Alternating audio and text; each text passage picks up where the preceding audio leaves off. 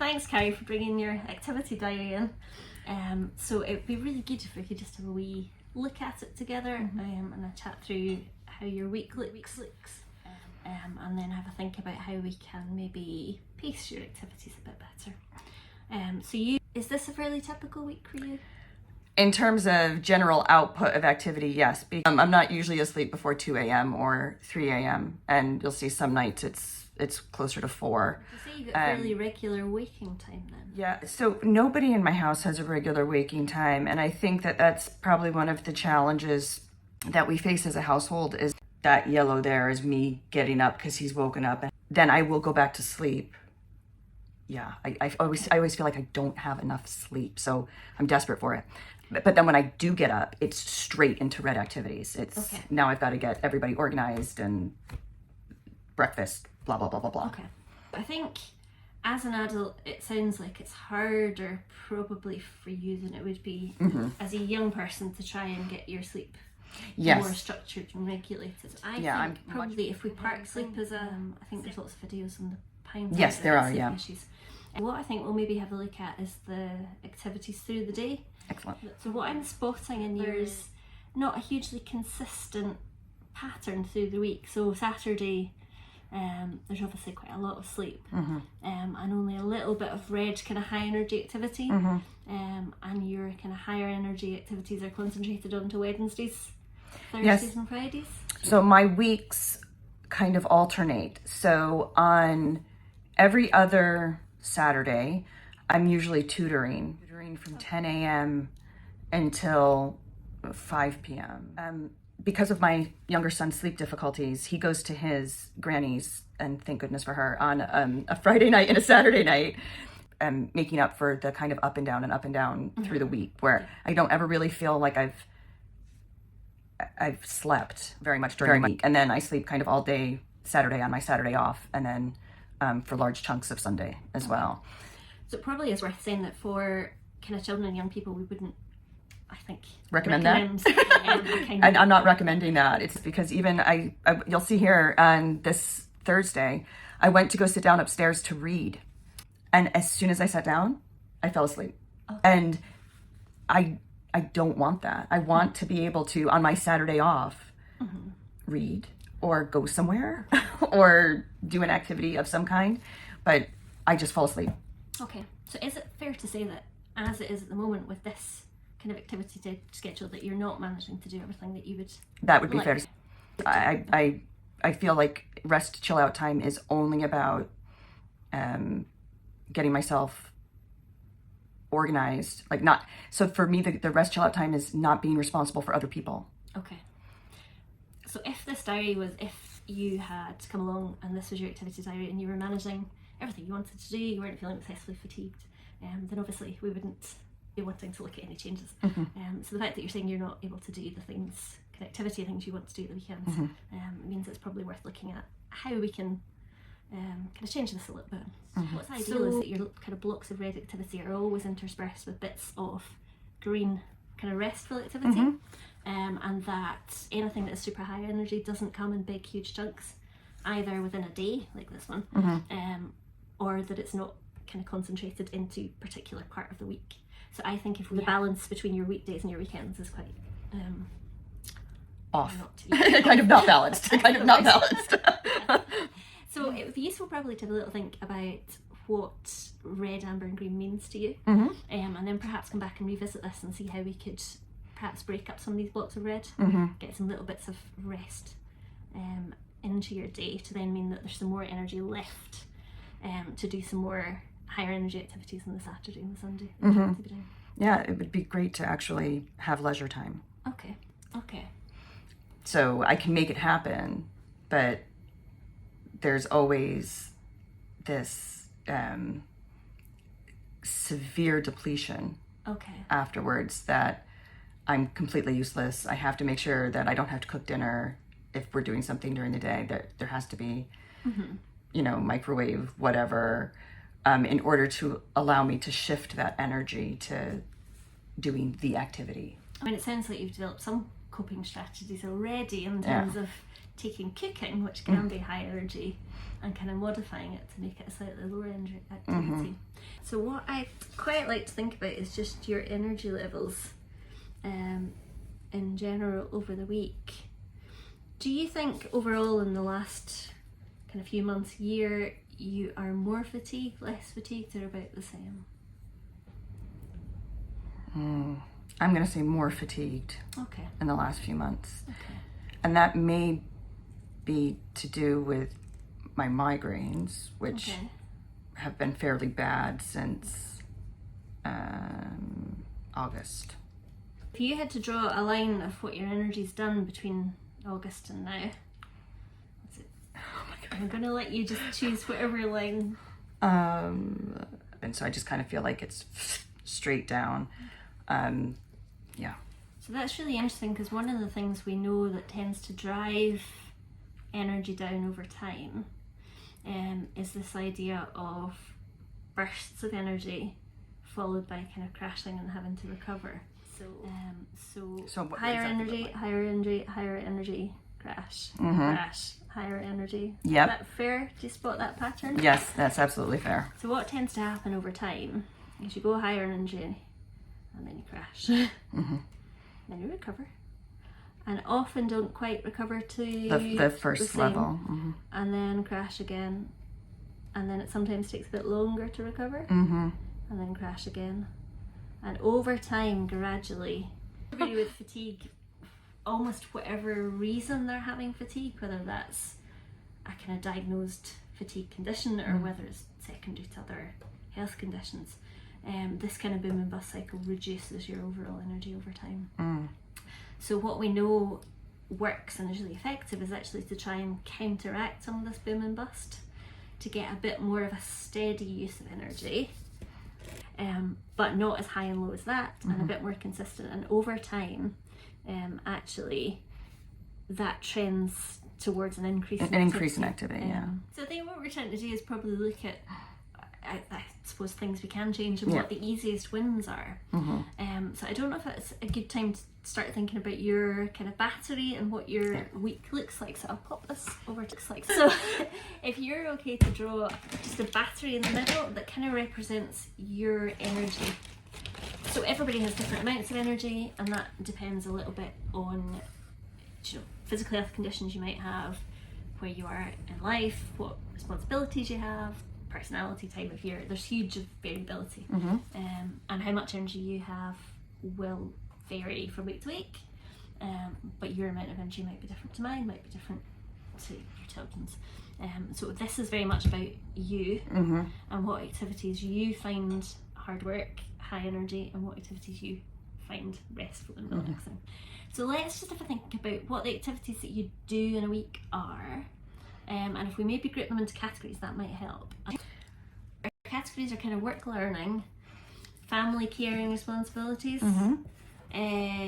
which for young people would includes friends, family, hobbies and leisure. In terms of kind of work or learning, so this video, obviously a lot of parents, carers will be thinking about their children, so learning, but we're going to talk about work because you're an adult. So in your week, what work activities do you do? And we could be doing, we're doing this with words, but obviously we could be doing it with symbols. We could be using board maker symbols, cutouts, PECs. We could be doing it, PECs. We could be using Google Pad.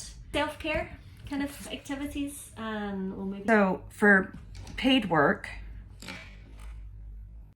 are there particular tasks that feel different to others? So does kind of recording videos like this feel different to doing a one-to-one session with a parent, or? Yes.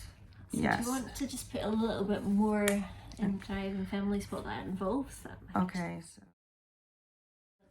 documents, which I love doing. So is that computer-based? Yeah. So What else does that involve? Does it involve any kind of direct contact one-to-one with Yep. parents? So the family support work, that's direct one-to-one support tailored to the individual family. And also there's like team stuff, external contact. Right. And of those things, I would say, although it does take a lot of concentration, like the computer documents, that is restorative for me. Okay. Like, it's high focus, but I can disappear into documents for hours and be quite happy and come out feeling really good. Yeah. Because I know that I have created order. Yeah. Those other things, all of these things involve people. Yeah. And so you can't control other people. You can't control how they perceive you. And so these things always end up being far more emotionally draining for me. Okay. And if I have a one-to-one appointment, for example, with a family, I actually can't have any other people activities that day. Okay. I was trying to have 2 or 3 phone calls in a day. Uh-huh. And I would get to Thursday and have raging migraines. Okay. And so I was like, okay, I'm going to have to cut that back. I'm going to have So to... that sounds like you've already put actually some pacing strategies in place. You've spotted that drains you more, and you've put some more restful activities in afterwards. So you have almost done this already with your work internally and made changes. Yeah. Which is really interesting. And obviously an adult, you've got those skills.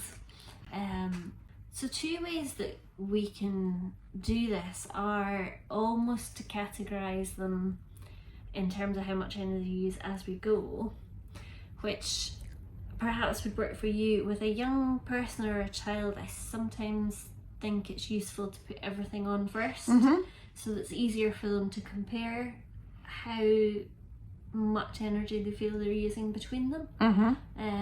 Again, talking about managing, having come up with a pacing strategy, I used to tutor every day of the week except for Sunday. Okay. So I was doing Thriving Families work and then going straight into tutoring for 2 hours, and then child bedtime. Okay. Blah.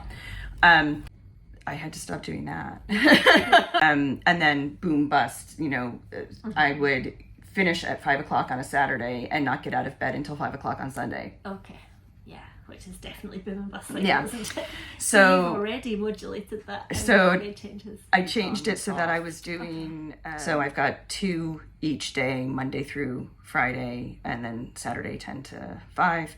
But then on the opposite week, I do nothing. I do no tutoring. Is that still boom and bust? Would be my slight question to that one. Would spreading Yes. them more evenly over the 2 weeks?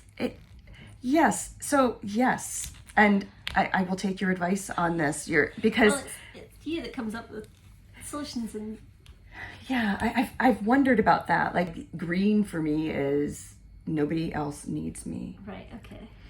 And so I can't really rest until nobody else needs me. Okay. And so for the tutoring, by doing it a week on, a week off, I have a whole week where nobody needs me, nobody external needs me after 5 o'clock. Right, okay. And I'm not saying that that's an ideal strategy. It's just the one that I'm going with right now to see how it goes. And that's really important, is that this stuff is not set in stone. It is very much Trial and try error. it, see if it works. If it works, keep doing it, do some more of it. If it doesn't, scrap it, try something else. Give it at least 2 weeks of a trial. I would say if you're making any changes to your activity patterns, Yeah. and make changes slowly, slower than you think. Yeah. So in the world, if young people have a diagnosis of chronic fatigue, which is a medical diagnosis, they would recommend kind of changing activities, adding in more activities at a really slow rate of about 10%. It's tiny. Not set in stone. On the previous video we'll talk about that, but it's slower than most people think. So do you, in just a question I have, do you take everything away when a young person has unexplained chronic fatigue, that medical diagnosis? Do you just stop everything and then slowly add things back in, or keep in the stuff that they have identified as being restorative for them? And slowly and like only take away the red and the yellow, or what do you do? So the aim, I mean, first, I'm not But- taking anything from them. Just No, just to be clear. Do they take away for like? So the aim would be to try and get to a baseline that they can sustain a fairly steady level of activities over a whole week for a couple of weeks in a row. That's not meaning they're having kind of crashes Right. Okay. of just sleeping or having to rest for whole days at a time. So you're trying to find a baseline of things that are important to them and useful Right. to them, that they can keep up, because you need to find a baseline to build on. And sometimes that does mean dropping out things, which is often really difficult, particularly if that's dropping out Something you enjoy. and often for parents, if that means dropping out things at school, that can be really challenging for parents.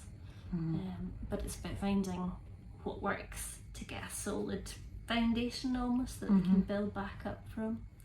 And you know what's interesting you say about the self-care in terms of like showering and stuff. I know for my son, both my sons, taking a shower is not, oh, I'll go take a shower. And it's not for me either. I have to ramp myself. Pop that on here. Okay. Just showering just while we're talking, so we're capturing any colour you like. Yeah, so for me, the showering is a multi-hour event, because I have to psych myself up for the transition to the shower and all the things I have to do to get ready for the shower. So getting my towels and like laying everything, like I have to give myself time to prepare for the activity of the shower. It's the kind of thing that probably most people think, well, you just get up and you take a shower, but it actually is so many steps, and it can feel overwhelming. It can feel so overwhelming that if all you do in the day is take a shower, that can be cause for celebration. Like I got it done, you know, like, so rather than pressuring myself to like, well, you're supposed to shower in the morning, right? I've just accepted it's not going to happen. Give myself the time that I need to feel settled enough. Like I have to feel relaxed enough or ready enough to do that thing that is just supposed to be a basic hygiene thing, but I think it's a really important point that activities use different amounts of energy for different people, depending on sensory issues, personality, previous experience. So showering sounds like it's a kind of red, high energy activity for you, whereas for me, I find showering a kind of green, restorative, relaxing, which is why it's so important to do this yourself and not ever use anyone else's categories. So tutoring, we've got, that's basically one-to-one kind of direct contact. Is there anything around tutoring that's not kind of face-to-face? Do you do any prep work for that? Yeah, so sometimes they'll send me essays through, and that's you with the me with material. With the written material. So I'm guessing those two things feel quite different in terms Yes, of they energy. do. Yes, I always say in my one-to-one sessions, like I'm trying to put on a good show, because they're not coming to me because they're deeply in love with literature. They're coming to me because they're worried about their exam grades, and they're very focused on how do I improve my score on this, and I'm trying to balance their very practical need with trying to make them feel the innate joy of literary analysis. And then essay reviews is just me proofreading. Volunteering. Activity-wise, volunteering is committee meetings. So it's the National Autistic Society, and so we are autistic-led and therefore very autistic affirming, which is great because we're very understanding of each other's space and needs and stuff. Do you have a responsibility for steering that and running that? Or yes, because I'm the chair. Additional pressure there, or aspect of that, is like doing the work of change. So the mission for the National Autistic Society is to help shape a world that is autistic affirming and accepting, right? And that allows autistic people to be themselves. And so doing that work is very difficult. And it can be very frustrating because there are a lot of systemic issues that make the world not autistic affirming and not autistic accepting. There's a physical cost to that work because you're physically going to a space and being there. It sounds like it takes quite a lot of cognitive energy as well. But from what you're saying, it does sound like emotionally, because of not being able to change things, it's also taking emotional energy. Is that fair? Yes, I would say that's fair. Where and our groups. So there's a pressure there in terms of providing support. This is the work is changing society. Yeah. You know, and then the logistical aspect of how do we run a branch. Okay. So I wonder, because we've captured quite a lot here, I wonder if for our conversation it might be good actually to categorise these just now. Yes. Whether it's done that way or whether it's done afterwards actually doesn't matter. No. If you're doing this with a young person, then you go with what works for them. But I'm just thinking, it sounds like people direct is definitely different to kind of paper-based or computer-based. No. Well, it's funny because my husband and I often talk about peopling. Yes. And I've had to do so much peopling today. You have to have a school meeting. It's a lot of peopling, you know, and... So is that all red high energy? Would you say any of these ones here that involve other people, would they feel like high energy expenditure? They're all high. Anytime I'm involved with people. To give them a wee, either a circle or an underline or a dot or a star. And that doesn't that makes it sound like it's bad, but it's not necessarily that it's bad. It's just that it does take the energy from me. And that's a really good point actually. Red is not bad in this. It's not like the traffic light system in food. So going for, or for me, going for a significant walk would be red high energy, but it's definitely not bad. It's a good thing to do. It's restorative. It's good for the physical health. So it's not that red is bad and green is good. The Groups where, again, even though it's online, it's still one-to-one support, and so I find that very so much of dealing with people for me as an autistic person is second guessing how they might be interpreting me and how much of myself I'm actually allowing them to see, because unfiltered Carrie tends to rub people the wrong way. Unfiltered me is direct, and I'm not masking, basically, right? So I'm allowing myself to just be me, and people don't tend to like that. Or they take it the wrong way. They take it as me being rude or insulting or whatever. So anytime that I'm having to deal with actual people, I always have to filter. Right. So is it fair to say, this will be a range of people watching this, is it fair to say that for autistic people masking is a red? Absolutely. And I would say that masking is a red activity and a not restorative. So it's taking up a lot of energy and it has very low value to us. Yeah. Okay. It's we're not doing it for us. Yeah. We're doing it because other people don't know how to take us, because we haven't finished the work of making society autistic, accepting, and affirming. So we have to put on that mask, and all that does is drain us. Okay. And that's often something that comes up with young people and school, actually, when we're looking at trying to make their school days have breaks in them. Lunchtime and set playtime break for some young people is not restorative and restful, and that can be quite challenging, particularly secondary schools where they're busy. That interpersonal conversation that's often involved in them it is worth noticing that, I don't know if you find this, but a lot of autistic young people say lunchtime is one of the most difficult high energy times of the day. And as a neurodivergent person, I'm thinking, that's a break. That should be green. So that's why it's so important that this is. It was actually, so for my son, my older son, he, secondary school, the beginning of secondary school was very challenging. And he actually told us that lunchtime was the worst time of the day. Yeah. And he didn't have anywhere to go to be alone. Yeah. And that's what he needed. He needed that restorative time. And I completely understand that. Every job I've ever had, my lunchtime has had to be about me going like to my car or somewhere and sitting alone and just being allowed to not have to people. And before I had my diagnosis, I just thought that, honestly, that I was broken, but because other people seem to enjoy going to lunch with each other. And I was like, that is a continuation of work. Like that is just continuing to work if you're going to lunch with people.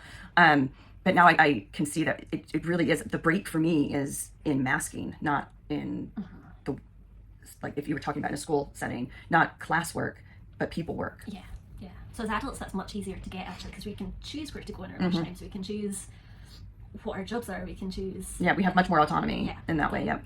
So this conversation with young people is why it's so important often to get parents, carers, the young person, school together with a shared understanding of what's difficult, red, energy consuming activities for a young person and what's. It's why if you've done this, if parents, carers out there are doing this with a young person, I'd highly advise them to take a photograph of it and show other adults involved. Take it to your child plan meeting, keep it on file, because it's a useful, really quick reference of what do we need to do more of, what can we do less of. So let's try and think of one leisure thing, just so you've got that comparison in your mind between red, amber and green. So what would be, kind of leisure-wise, your favourite go-to, best, restful thing to do? Wordle. Okay. And SimCity Build It. Build it and reading. Okay. Now, fiction. Not nonfiction. Okay. Nonfiction is work. Yeah, I'm with you on that one. But I know that's not true for everybody. And again, reading brings up a really interesting point because, again, depending on your level, you're not someone who is currently struggling with diagnosis of chronic fatigue. We're doing this for the video. What you read can have an impact on how much energy it takes.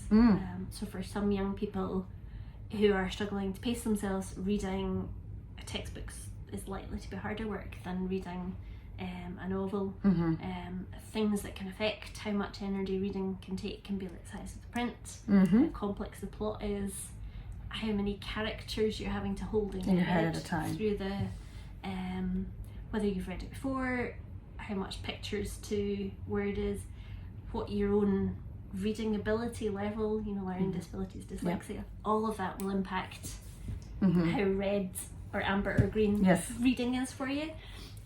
So if reading was something we were looking into more, you could actually just take that off and do almost a completely separate battery for it. Absolutely not. So let's have a concrete example then of what would be relaxing, kind of green, almost feeling restorative, like choose a book basically. Yes. So this is going to be any murder mystery. So that's a really concrete thing in your head that definitely restores. Yep. So these are all green. So if we were thinking about your document, does that sit at the same energy requirements as your kind of Wordle SimCity, reading a good murder mystery? Does it sit somewhere in between? I think it's in between. So that would be what we'd kind of say is amber or yellow. So use yellow. Because I'm... And if we didn't have any yellow or red in our day, we would never get anything done. Unless your job... Or be the chillest person ever and everything's just like fun. Unless your job is to read murder mysteries. Yeah. Okay. And then it's work. Yeah. And then it's red. Yeah. Because the emotion attached, it changes. Yeah. If you have to do it. If you have to do it, or if you're like looking for errors. So that's the thing. Like I love proofreading. I actually can't stop myself proofreading. I proofread everything. It's just the way I read. But if somebody's paying me to proofread something, I'm doing it a whole lot more intensely than just noticing that there's a double word or there's an extra space or. whatever. Yeah. Because they're paying me, and I want to make sure that I'm giving them value for money. Yeah, the requirement on it. Okay. Let's pop over to self-care then, because that's probably a fairly easy one to do. So what kind of self-care things do you do in your kind of week? So we're thinking things like washing, dressing, cooking, just stuff that needs done to look after yourself. I don't mean self-care as in spa days. Positive things. That would be nice. Because I don't have any spa days. Maybe we should go on a spa day and get So part of my self-care is making sure that my clothes are tidied away. Yeah. So organized. Presumably washing clothes. So yes. Or is that someone else's job? That is someone else. No, we take our clothes to a laundrette because our washing machine's been broken since July, and so that is not a critical thing for me to get sorted.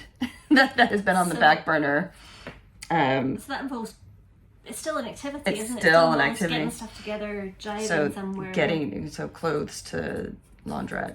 Clothing management. Yeah, clothing management. It's so funny because no young person. I actually, I always say to my husband about the dishwasher, like he just doesn't pay attention to proper dishwasher management. Like there's an order for doing that correctly.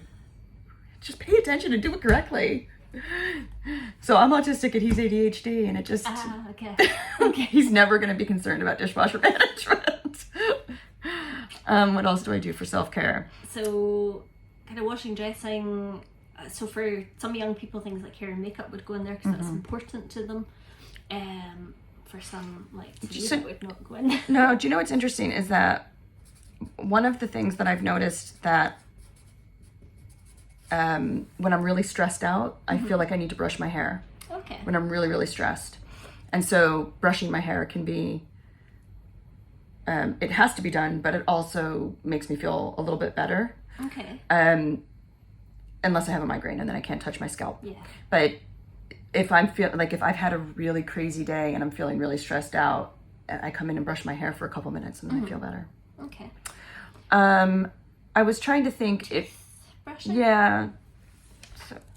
So again, we're kind of artificially covering everything, but it might be that we don't always need to cover this, but do you know, for some children and young people, toothbrushing, hairbrushing, the self-care are really energy consuming activities. So it's useful just to go through what they are, even if we then park this bit. Would part of that be checking my calendar, or like making sure my calendar is up to date? Like, yeah, because it's a thing you have to do. Where we put it. Yeah. I mean, because it's not work necessarily, because it could be for taking care of my family or making. Yeah. Stick it in the middle. Okay. Organising, planning.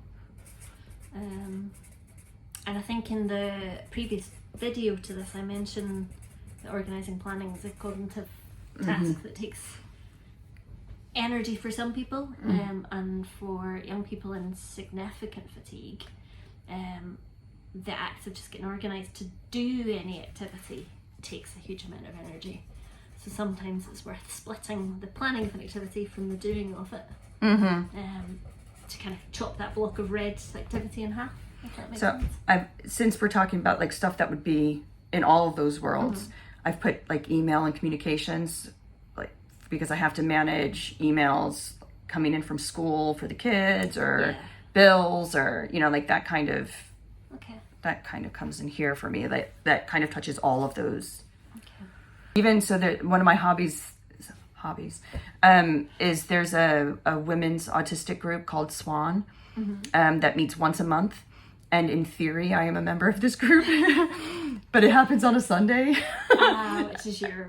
So, depending on how other things have gone, I can get there on that Sunday, that once a month. If I can plan for the whole month in advance, I can get there, and just make sure that I have nothing to do afterwards.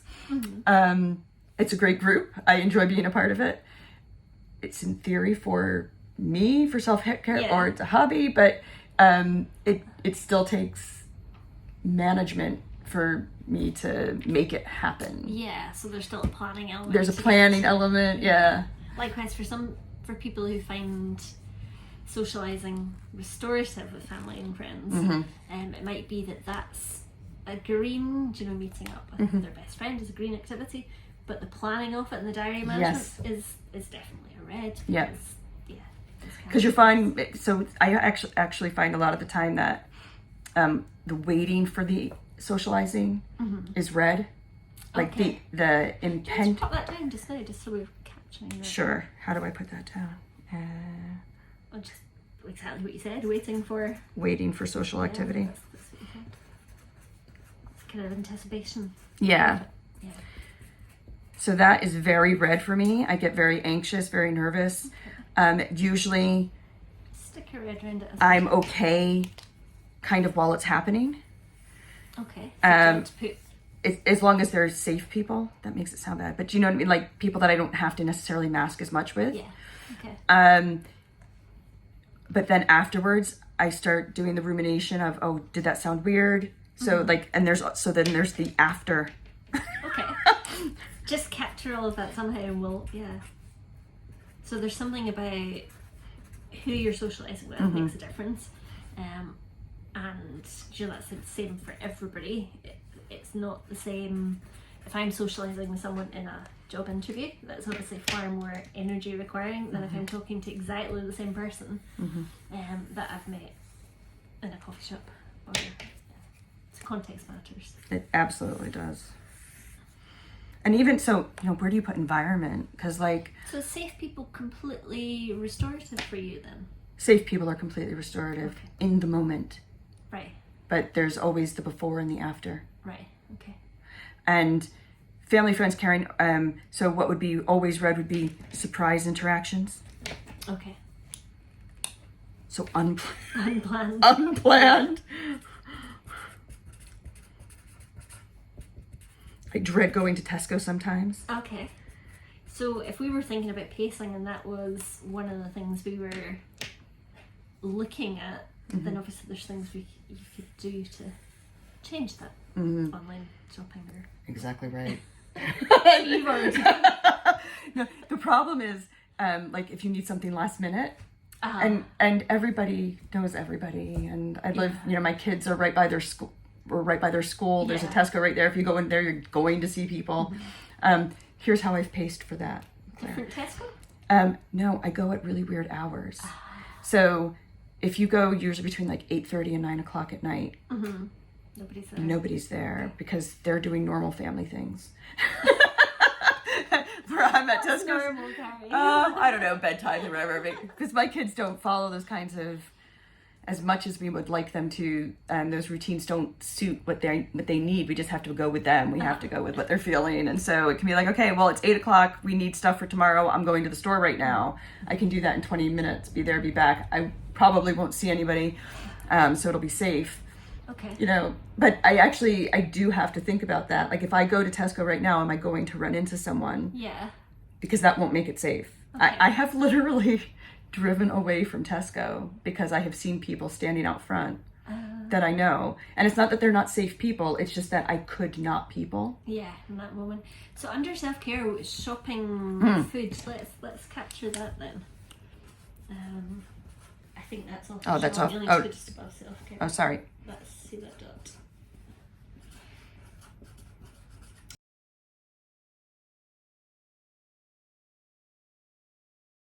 And if we didn't have any yellow or red in our day, we would never get anything done.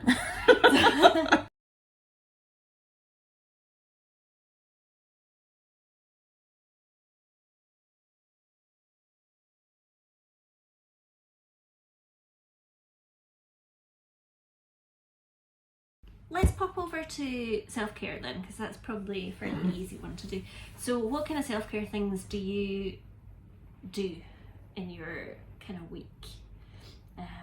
So we're thinking things like washing, dressing, cooking, just stuff that needs done to look after yourself. We take our clothes to a laundrette because our washing machine's been broken since July. And so that is not a critical thing for me to get sorted. that has been on the back burner. So that involves it's still an activity, It's isn't it? still an It's activity. getting stuff together, driving So somewhere. clothes to laundrette. Clothing management. Yeah, clothing management.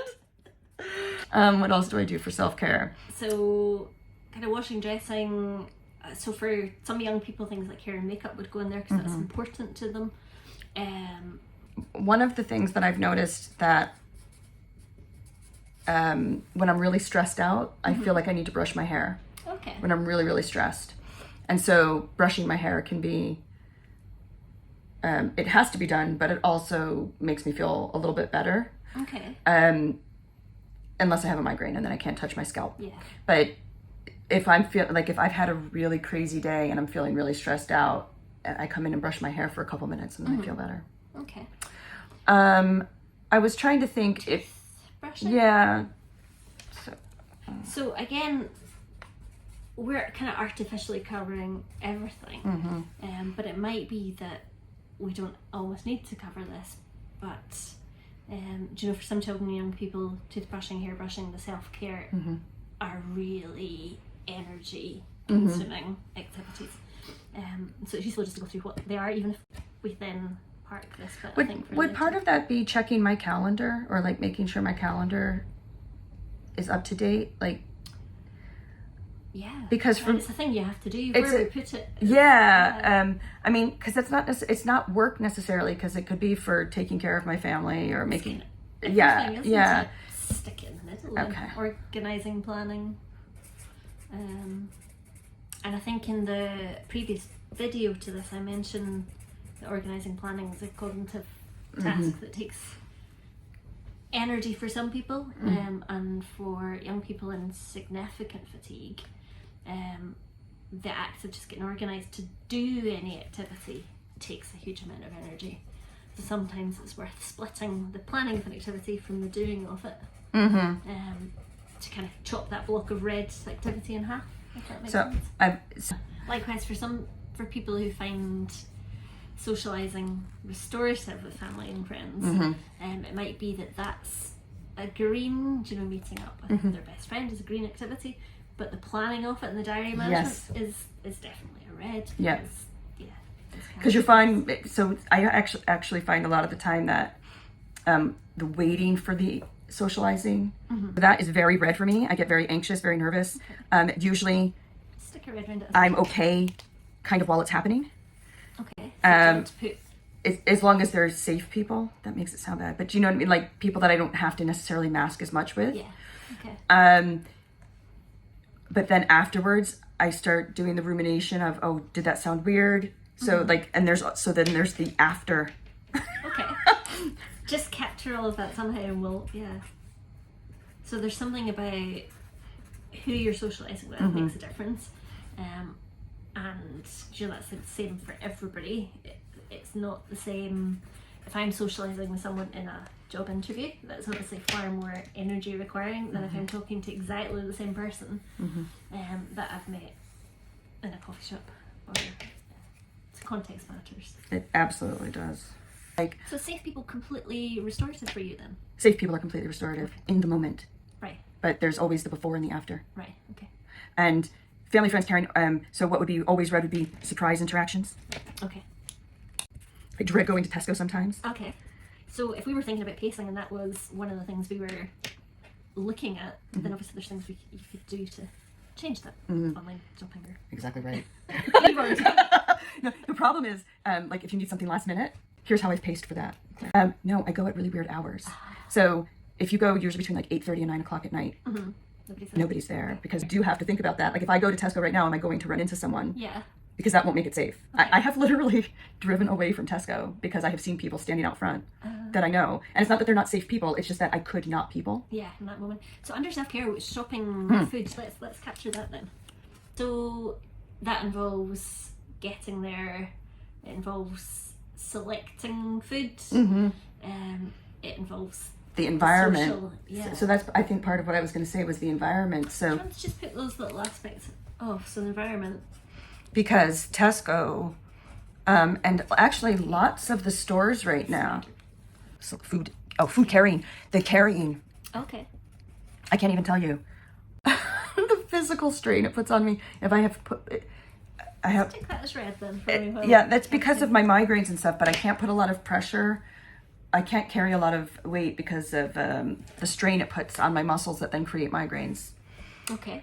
So I have to be very deliberate about if I'm only taking a basket, I have to just put 2 or 3 things in it, or try not to take a basket. Or if it's going to be more than that, I have to take the trolley. So the environment itself, the bright lights, the noise, the echoing, the fact that they've put up these gates now so you can only go in one way and come out another way. So like sometimes if I walk in and I've gotten as far as being through the gate and it's like, you know what, I can't do it.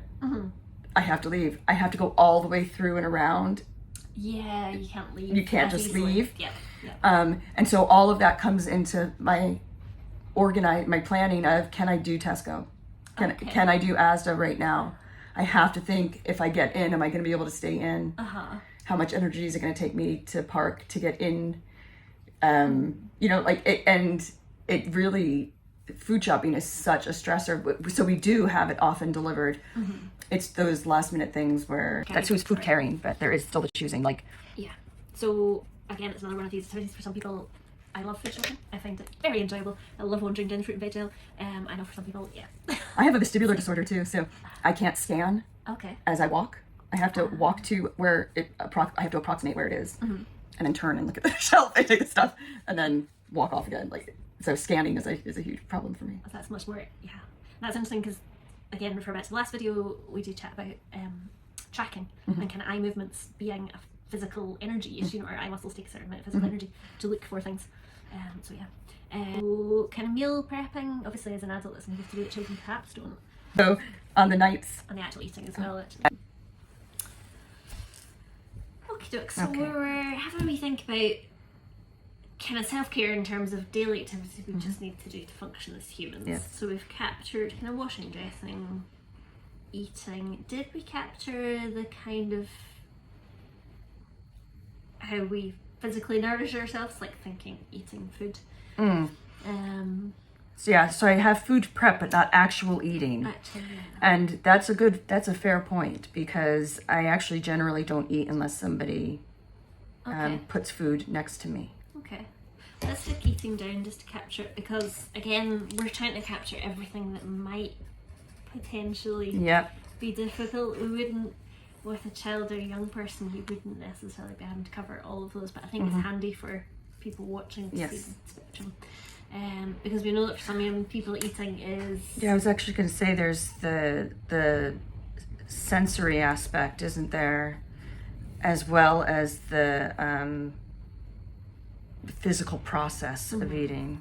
Yeah, and there's a social component. If we're thinking skills or within family context, there's a social component to eating. It's interesting you say that, because my my oldest son prefers to eat in his bedroom.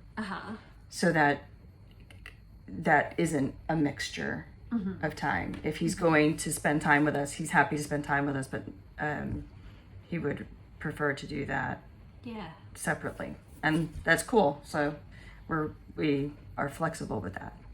So that's one of the ways we could use this. So if we were doing this with your son, and he had flagged eating as being red, obviously eating is essential for life. So we then perhaps would take just eating out and almost start another battery.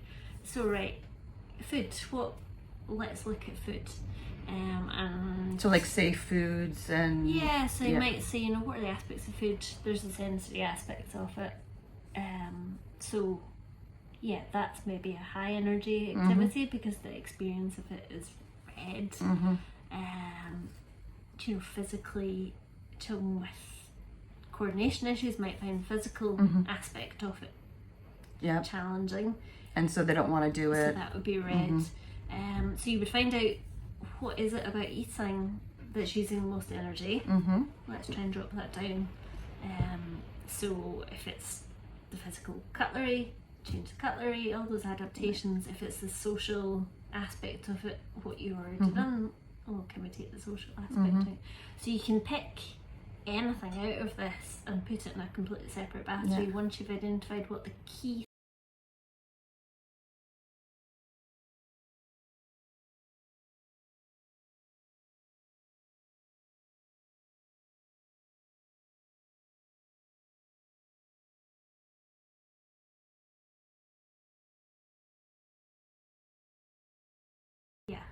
Because some people go to like activities or clubs that they do because they enjoy them, but also they're quite energy draining. Yeah.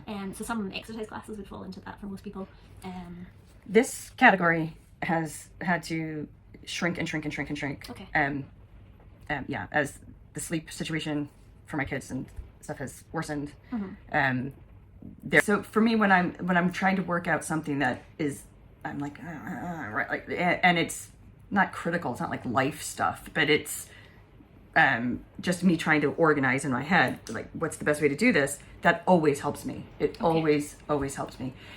So I don't know that stimming comes under hobbies or leisure, but it certainly is beneficial in helping me kind of regulate myself and help me find the direction that I need.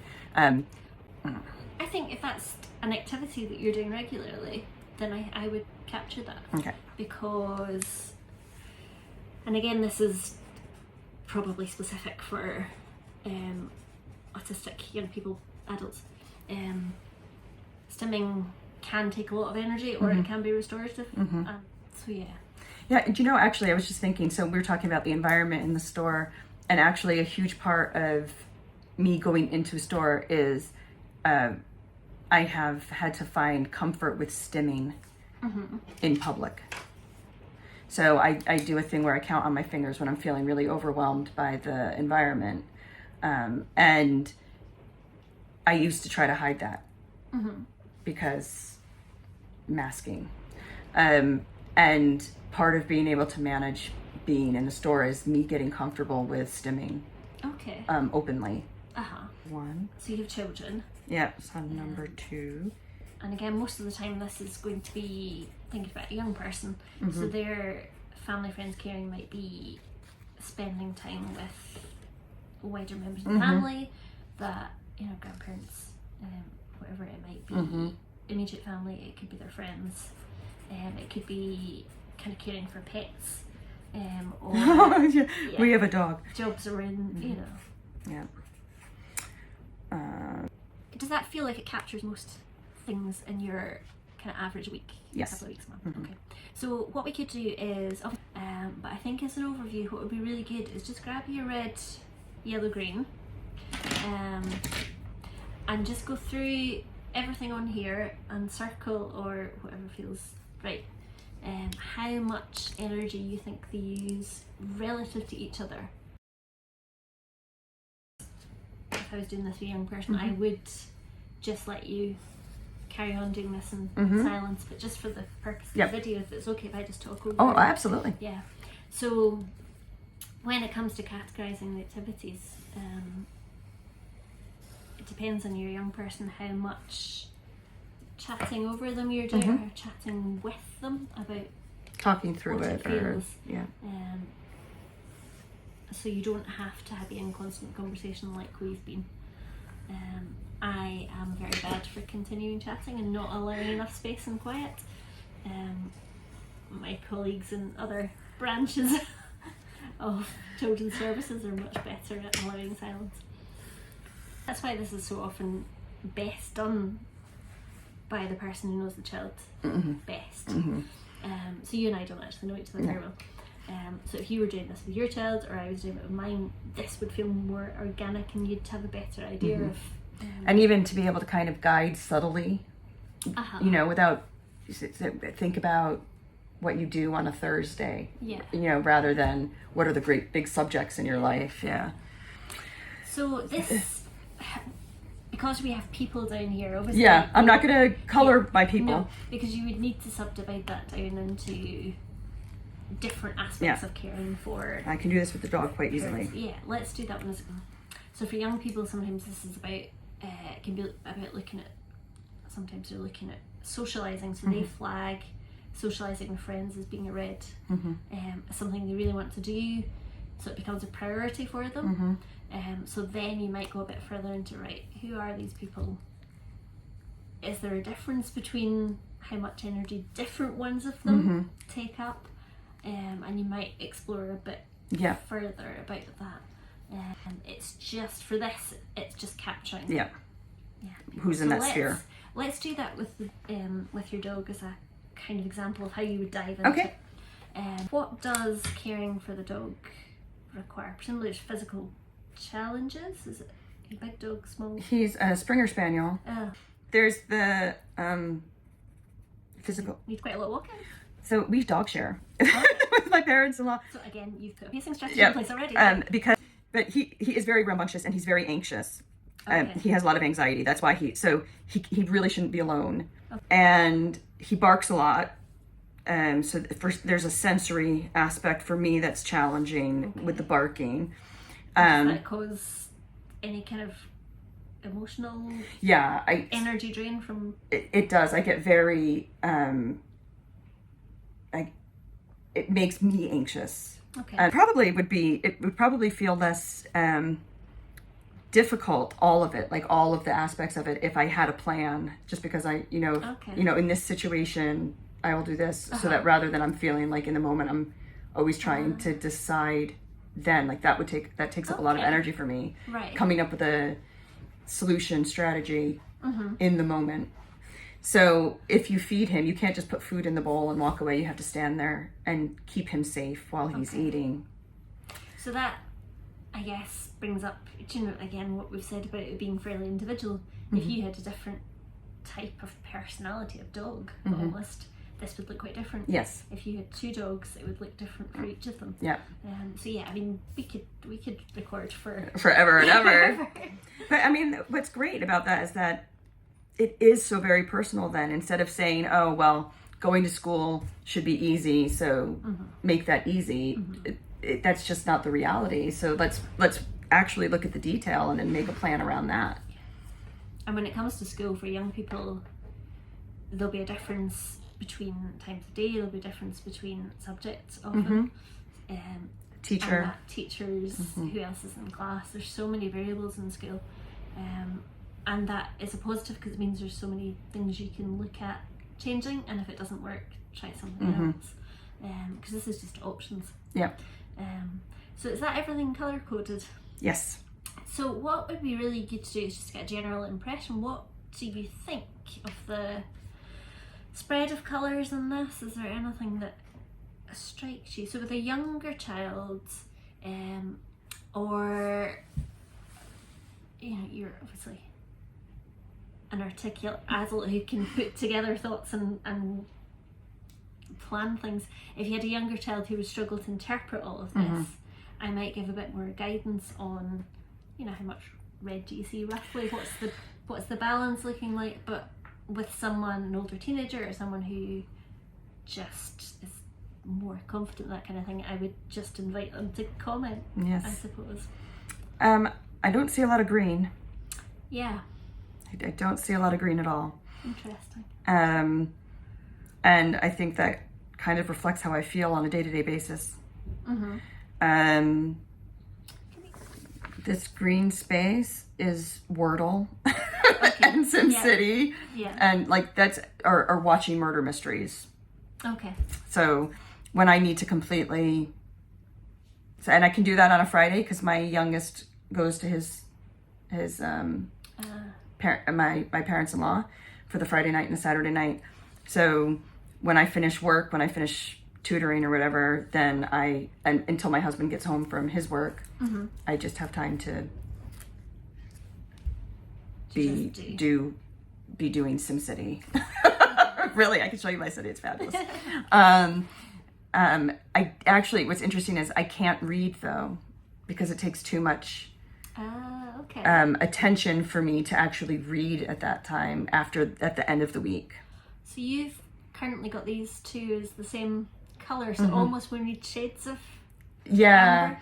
And it depends. Again, that's a big level of self-reflection that young people might not have, but that might be relevant when you're looking at how we're going to add some more green. We've kind of established that there's possibly not a lot of restful activities in your options of what you can do, and that's kind of reflected in this. These are my work hours, right? Yeah. So like when I'm doing stuff. So you do actually have a reasonable amount of rest through your week, but we know from the graph that something about the balance is not right. and I would suggest it's possibly to do with your rest is all coming in big chunks and then big chunks Yeah. of using high energy. What tends to be a more sustainable activity calendar is having your blocks of red activity interspersed with little bits of green. Ideally, there isn't a set, you know, you must do 1 hour of this and then half an hour of rest, or because it varies for different people. So it's about finding what is enough rest for you. Sometimes a kind of 2 hour and then a break can be a handy starting place if you've no idea where to start. Ideally it's the red you really want to be breaking up. Okay.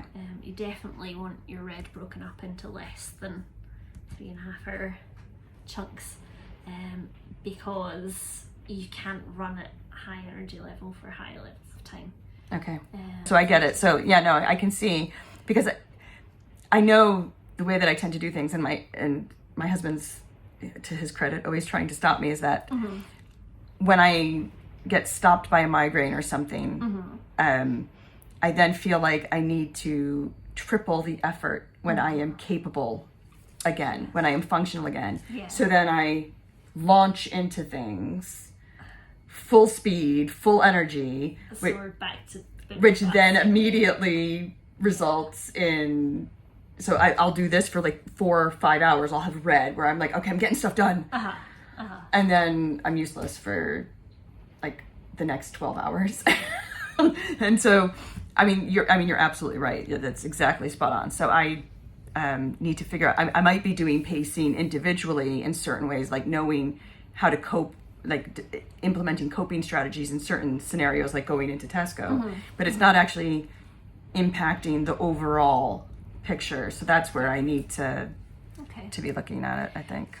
So there are 2 ways we can do this. We can either look in at what these particular blocks of red are and how to break them up, or we can look at this and identify what is most important to you.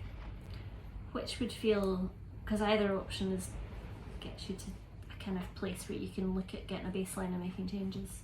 Well, let's do what's most important to me. So if you want to put stars, and again, if you're doing this for a young person, there might be some discussion about shared values. And again, there's loads of videos on the Pines website about goal setting and prioritising, and yeah, that's a whole other topic. I would like to be better at that. Like I'm not on top of that. But is that something you value, enjoy, is important to you, would you say? Because what we're trying to get from this is where we then, like, what we're going to pick to look at and change, because we have too many options to change everything. Yeah. So you really, I would suggest, look for kind of maximum 3 things. Eventually we're going to home down to make small changes, because if you change everying, you don't know. This is kind of like just one thing. Yeah. I mean, you can start lots, but yeah, then we're going to home down. So it's what's most important. But the food prep side is something you'd like to do. Yes. Now. Right. Okay. I used to enjoy it. I used to enjoy cooking and finding new recipes and making that happen. Okay. So pink is things that are important to you. And that will tie in with your preferences, values, and from that point, if you were a child, young person, it might tie in with your family's preferences, values. Again, depending on your age. Okay, so what are the things that you pick out that just have to be done? That's why it's really valuable to capture this, so that if during a month's time we're coming back and looking again, or you were doing this with your young person, you can see what you valued then and what was necessary. And sometimes you think, actually, I haven't done that for 2 weeks, so I must have been wrong when I said it was essential. So what is useful now is to start thinking about, well, where are in your activity diary the kind of chunks of red that are important to you and essential that we can't take out almost or shift. It's something that is not essential and not valuable. Oh. Because if we are looking at, if you are saying you currently don't have enough energy, our two options are to kind of shift about the energy that you have got in your week, which is pacing. And then there's also energy conservation, which is dropping things that you don't need and want to do at the moment. So things I don't need to do and I don't want to do. Yeah. So if we are trying to get you from this that is not sustainable and not working for you to a solid baseline that you can build up from, is there anything obvious here that takes lots of energy, it's not important to you, and you don't need to do it?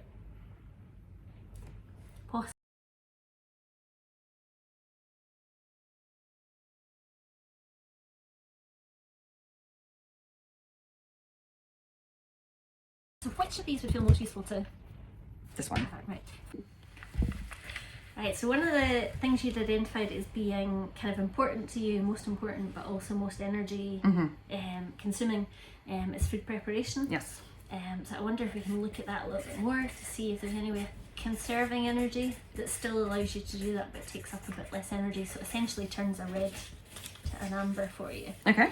So we're going to put down just any ideas of how you could change the way you do food preparation, and any idea is fine. There's no kind of judgments on possibility or anything like that at this stage, so just anything. Stop and then.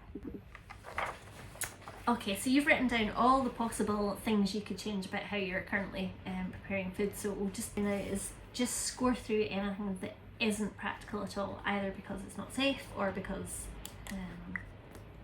financially you can't remodel your entire kitchen, I wouldn't imagine. And or that just wouldn't work. It just wouldn't work. Okay, do that now. Right, so you've got rid of a few things that just wouldn't work for whatever reason. And now what would be useful, I think, probably to do is to go through and score out things that either wouldn't work because they rely on other people, or that are only going to give you a kind of small benefit for quite a lot of effort. So is it worth putting a circle around things that you think you could change then? Yes. That would get you save you quite a lot of energy. So looking at conserving this little pot of energy to then spend it on other things. So that you can still do the food preparation, but it's not going to be a red activity so much. Yes. Okay, so you've got 3 options there. So ideally we want to narrow that down just in terms of being practical, kind of 1 or 2 things. The easiest, somewhere to start. quickest one is this one. Right. I can get a perching stool.